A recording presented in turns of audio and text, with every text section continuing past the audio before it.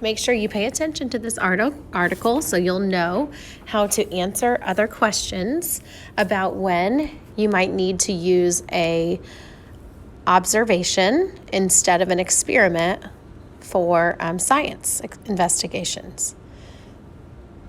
Explosive observations. How does a hurricane affect animals? Are coral reefs dying? How do whales raise their young?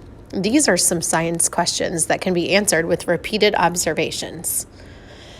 In the background is a picture of Old Faithful. Some science questions can only be answered by making observations.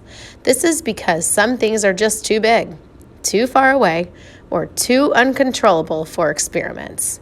However, much can be learned from repeated observation. In Yellowstone National Park, heated water and steam shoots out of holes in the ground. This is called a geyser. Old Faithful is a famous geyser that erupts about every hour. Observations of the geyser collected over many years can be used to predict when the next eruption will occur. A prediction is a statement based on information about a future event.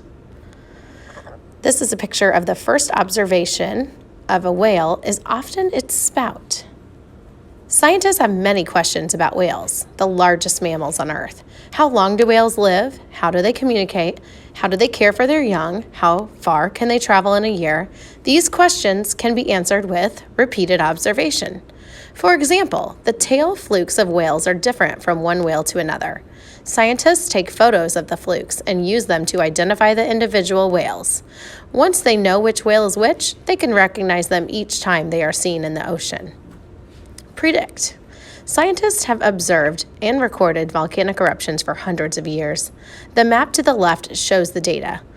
Which location, A, B, or C, is most likely to have a volcanic eruption? Why do you think the scientists call this region the Ring of Fire?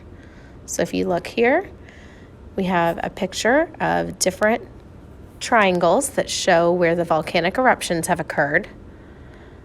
And if you look, it wants you to predict which location is most likely to have a volcanic eruption. A, right there on the land, B, right in the middle of the ocean, or C, where it's really close to a lot of the red triangles. You're right if you answered C. Why do you think the scientists call this region the Ring of Fire? Well, kind of looks like a ring, doesn't it? It's a little bit of a circular pattern with volcano, which we know is fire, all around.